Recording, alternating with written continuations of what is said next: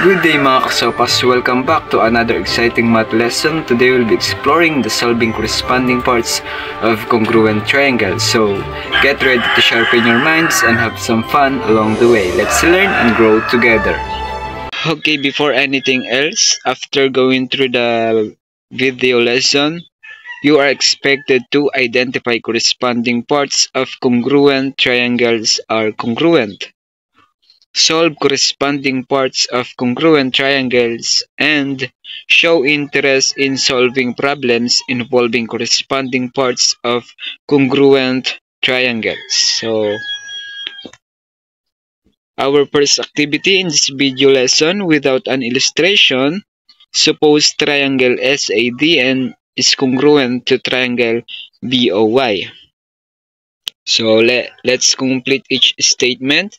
So we have here at 5 congruent statement. Angle A, measure of angle Y, AD, side BO, and triangle OYB.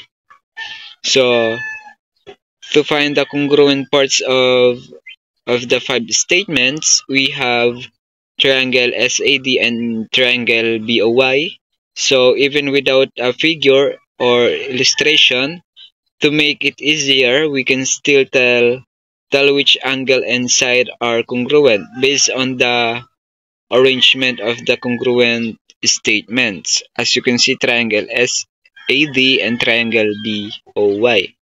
Okay, let's find the congruent part of angle A.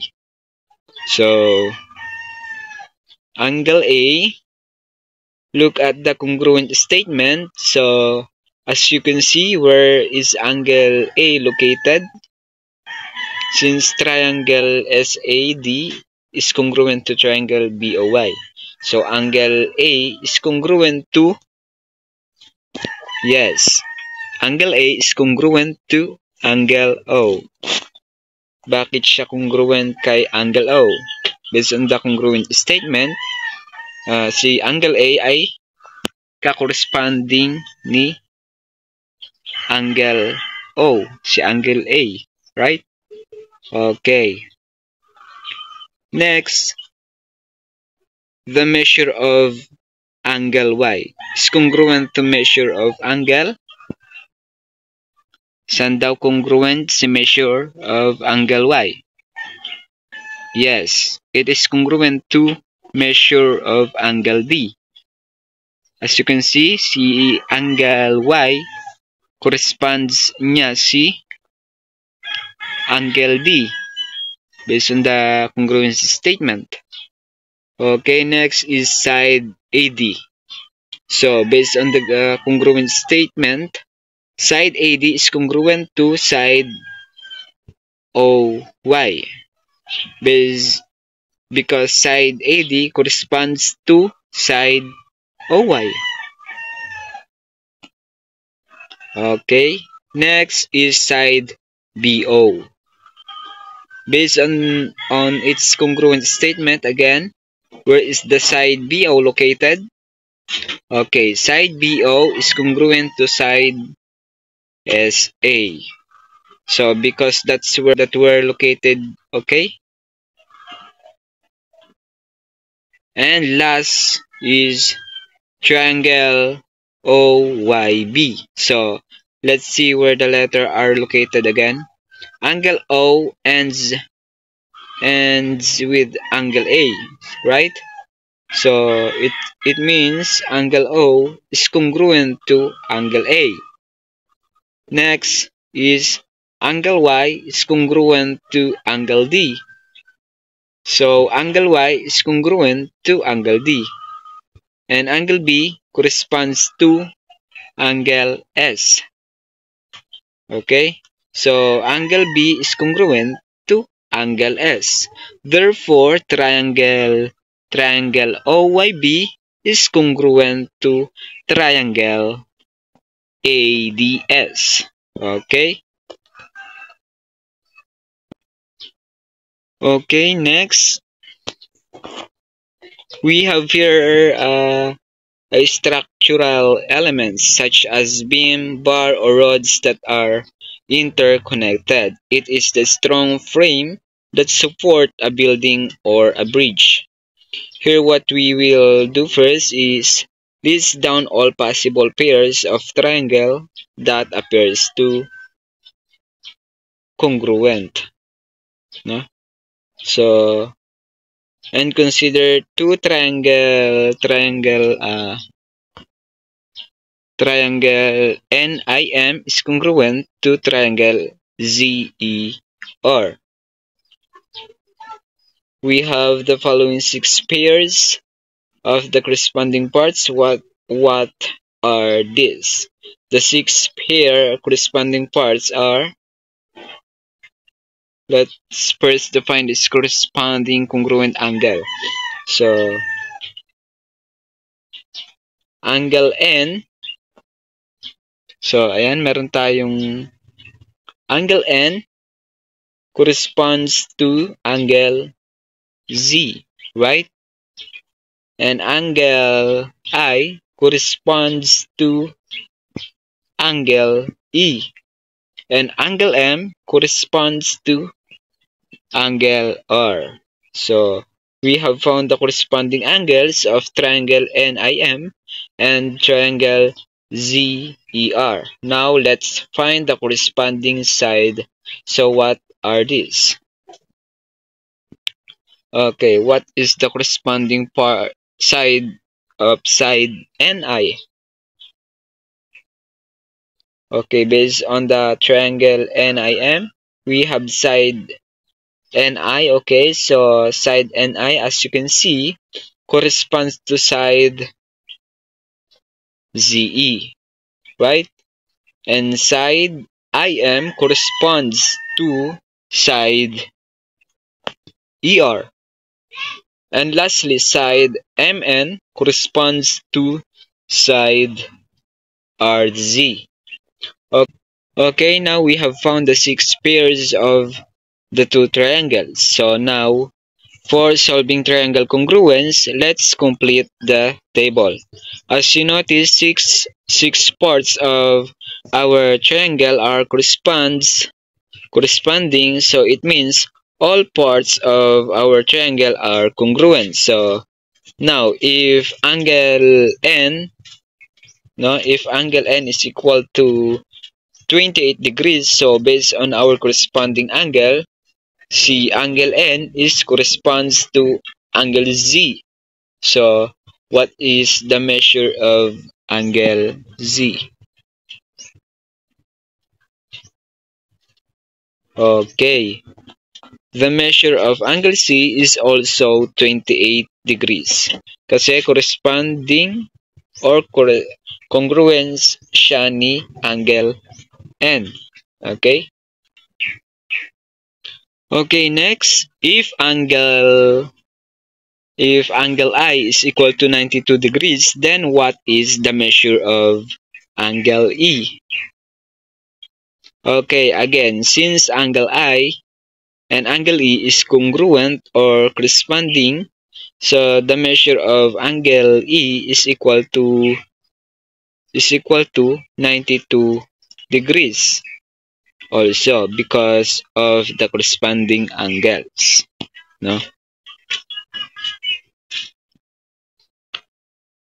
Okay, next, if angle M is equal to 60 degrees, then angle R is equal to, yes, angle R is equal to 60 degrees. Now, let us proceed at our side. So, if side NI is equal to 4 feet, so now, what is the measure of side ZE? Okay, since side NI and side ZE is corresponding congruence, so the measure of side ZE is also 40 feet. Okay? Next, if side IM is equal to 3 feet, then side ER is equal to, yes, side ER is also equal to 3 feet. And lastly, if side MN is equal to 5 feet, then side RZ is also equal to 5 feet because of the corresponding congruence side. Okay?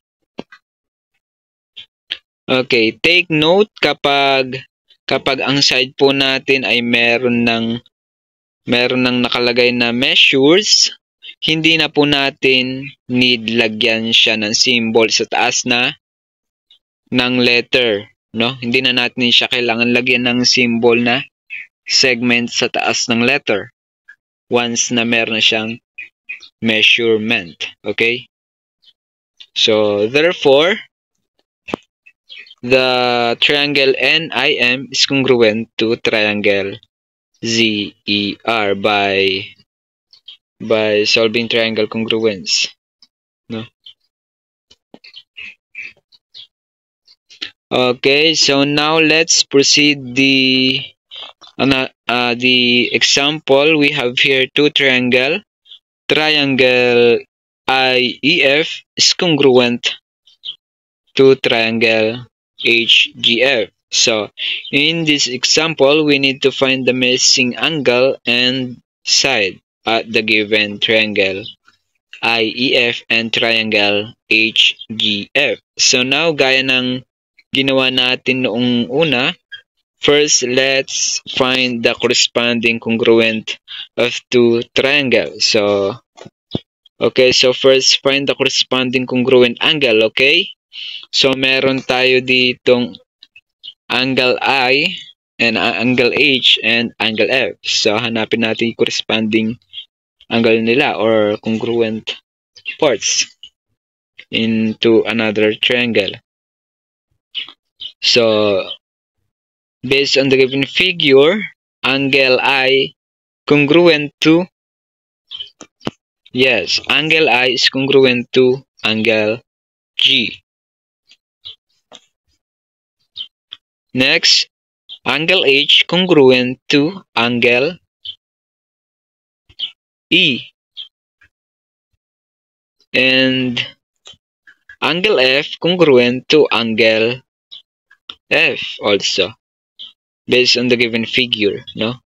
So, we have found the corresponding congruent angle of triangle IEF and triangle GHF. Now, let's find the corresponding congruent side. So, what are these? What are these, no? So, side IE, as you can see at the given figure and also in the markings, side IE is congruent to side GH based on the markings, no? So, next, side EF is congruent to side HF. And last, side FI is congruent to side FG. So now, we have found the corresponding congruent side and congruent angles. So now, we have found the corresponding congruent angle and side. Let's proceed to complete the table again. So now, if angle I is equal to 40 degrees, so what is the measure of angle G? Yes, the measure of angle G is also 40 degrees. Base they are corresponding congruent, si angle I and angle G. Okay?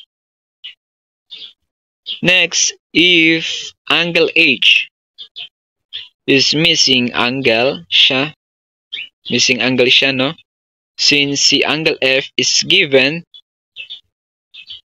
na si angle F is equal to 35 degrees. So, si angle F, angle H pala, angle H, para makuha natin siya, gagamitin na natin ang idea ni triangle angle sum theorem. Si triangle angle sum theorem, the sum of measure of the angles of triangle is 180 degrees. So, since given naman ang dalawang angle natin in one triangle, the first step is to equate. To measure of angle I plus measure of angle H plus measure of angle F is equal to 180. So now let us substitute. Let us substitute. Si angle I is equal to 40 degrees. So ayun siya. And si H, siya yung missing angle natin. Plus, si angle F with the measure of 35 degrees is equal to 180. After that, let us simplify. So 40 plus 35 is equal to 75 degrees. So ang lalabas na lang dito is CH plus 75 degrees is equal to 180. No? So now, natira na lang sa left side natin is CH at si 75 degrees is equal to 180. Now, para makuha na natin ang measure ni angle H, let us use by addition property of equality. So, add tayo ng negative 75 both side. Ayun. As you can see, nag-add tayo ng negative 75 both side para makancel yung 75 sa left side natin. So ang mangyayari dito, matitira na lang dito ay si angle H because 75 minus 75, 0. Di-cancel na yon. So, titira na lang dito si H is equal to 180 degrees minus 75 degrees. So, mangyayari dito, no? Para makuha na natin yung measure ni angle H, let us subtract the 180 degrees minus 75 degrees. So, 180 degrees minus 75 degrees is equal to 105 degrees. Okay? Therefore, the measure of angle H is 105 degrees. And also, angle E is equal to 105 degrees. So, next, if angle F is equal to 35, since vertical angle form siya, it means the vertical angle are congruent. So, another angle na vertical sa kanya is also 35 degrees. That is vertical angle theorem. No? Okay, let us proceed the side. If side IE is equal to 30 centimeter, then side GH is also 30 centimeter. And side EF is equal to 45 centimeter. Then side HF is also 45 centimeter. And last, side FI is equal to 40 centimeter. Then side FG is also equal to 40 centimeter. So, therefore, triangle IEF is congruent to triangle GHF by solving triangle congruence, no? Okay, next. Example number 3. So we have here at triangle JOY is congruent to triangle FUL. So let's find the value of N and Y, angle Y. So now let's find first the measure of angle. What is the missing angle? Angle Y by triangle angle sum theorem. no?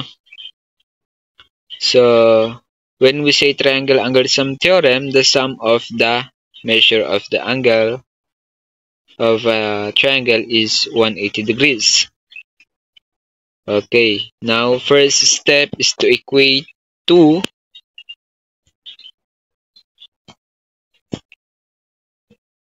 i-equate natin yung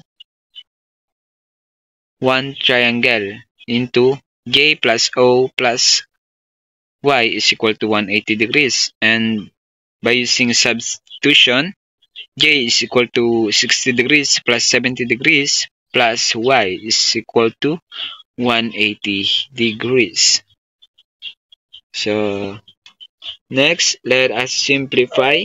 60 degrees plus 70 degrees is equal to 130 degrees. So, ang matitira na lang doon is 130 degrees plus Y is equal to 180. So, next step is to get the value of angle Y from 130 degrees plus Y is equal to 180 degrees. Gagamit tayo ng addition property of equality. Let us add both sides 130 degrees. So,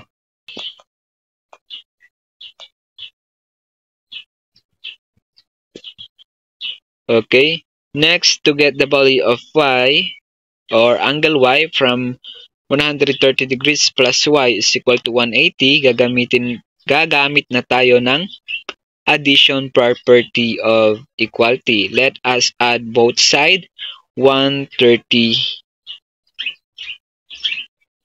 degrees. So, once na nag-add tayo ng both side 130 degrees, so maka-cancel na yung 130 degrees sa left side. So, ang matitira na lang is si Y. So, next is matitira dito is Y is equal to 180 degrees minus 130 degrees. So, 180 degrees minus 130 degrees is equal to 50 degrees. So, now angle Y is 50 degrees. Okay. Next, let us proceed to find the value of N. Now, first step is to equate the 2N minus 10 is equal to 50 degrees. So, in-equate natin siya sa 50 degrees because is it the corresponding congruent ni angle Y? See? Angle U. No? Okay, next, let's transpose the negative 10 to another side. So, since negative 10 siya, no, nag-transpose tayo, maiiba na ang sign niya by inverse operation. So, inverse operation, if the number is being positive, the negative it, then negative it from other side. And if the number is being negative, then positive from other side. Okay?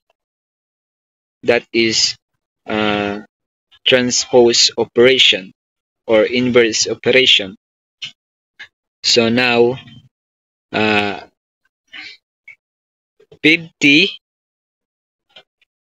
plus 10 is equal to 60. So, para ma-cancel na yung 2 natin doon, let us divide both sides into 2. So, maka-cancel na tong 2 dito sa left side. Matitira na lang si N. So, is equal to 60. Divide 2. This is 30. So, N is equal to 30. So, now, let us check if the value of N is correct. Okay. Sinubstitute na natin si N, which is 30. 2 multiplied by 30 minus 10 is equal to 50. So 2 times 30 is equal to 60. Then 60 minus 10 is equal to 50. So tama, nag-balance sila, no? So therefore, angle y is equal to 50 degrees and the value of n is 30. Out congruent statement triangle JOY is congruent to triangle FUL by solving triangle congruent. Okay, next tayo. Example number 4. Okay, based on the given figure at the right side, show that triangle BOE is congruent to triangle TXE. So, para masabi natin congruent sila, let's solve for x and find the angle EOB or angle O, no? Okay, let's find the value of x muna since angle BEO is equal to 4x minus 2 and angle TEX is equal to 3x plus 23. To find the value of x, let's equate the two angles. So 4x minus 2 degrees is equal to 3x plus 23. Ayan, na-equate na natin sila. Next, using addition property of equality, let's add both side negative 3. So, mag-a-add tayo ng negative 3 both side. So, nakapag-add na tayo. Since nakapag-add na tayo, let us simplify. So, 4x minus 3x is x. And matitira na lang doon is si x minus 2. And 3x minus x, 3x din, makakancel na siya. Matitira na lang ay si 23. So, now, next, by addition property of equality again, let us add both side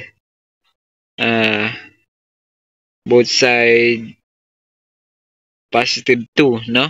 So, mag-add tayo both side positive 2. So, makakancel na doon si negative 2 plus 2. So, matitira na lang ay si x. So, x is equal to 23 plus 2 is equal to x plus x is equal to 23 plus 2. So, x is equal to 25. So now we have found the value of x. To find the measure of angle BEO, substitute na natin yung value ni x kay 4x minus 2. So for angle BEO, let us substitute the value of x. So 4 times 25 minus 2. So 4 times 25 is equal to 100. 100 minus 2 is equal to 98. So the angle BEO is equal to 98 degrees. No? Then angle TEX is also 98 degrees by vertical angle theorem. As you can see, angle BEO and angle TEX is vertical angle. Okay?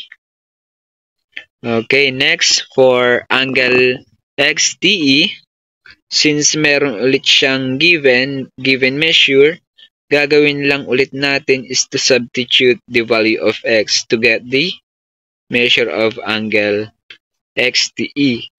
So we have here 2x minus 5. So let us substitute the value of x. 2 multiplied by 25 minus 5 is equal to 50 minus 5. So 50 minus 5 is equal to 45 degrees. So the measure of angle XTE is equal to 45 degrees. And if XTE is 45 degrees, then angle OBE is also 45 degrees by its marking, as you can see. Okay. Okay, let us proceed for angle EOB.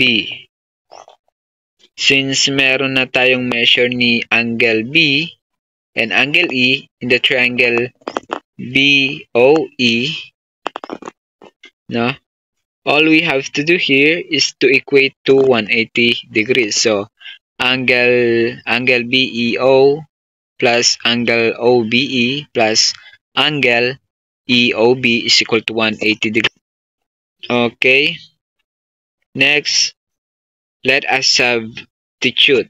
So si angle BEO is equal to 98 degrees plus angle OBE is equal to 45 degrees plus the EOB is equal to 180 degrees. Okay. After that, let us simplify. No, 143 plus 98 plus 45 degrees is equal to 143 degrees plus angle EOB is equal to 180 degrees. So, after natin ma-simplify, let us use two addition properties of equality again. Let's add both side negative 143 degrees both side, no? So makakancel na doon si 143 degrees sa left side. So ang matitira na lang is si angle EOB is equal to 180 degrees minus 143 degrees. So angle EOB is equal to 180 degrees minus 140 degrees is equal to 37 degrees. So therefore, the value of x is 25 and angle EOB is equal to 37 degrees. Okay, that's all for our discussion about solving triangle congruence. So I have prepared an assessment here, no? You can answer this on the separate sheet of paper, so you can post or screenshot it to answer to assess what you have learned from this video lesson. I hope you learned something and thank you. God bless.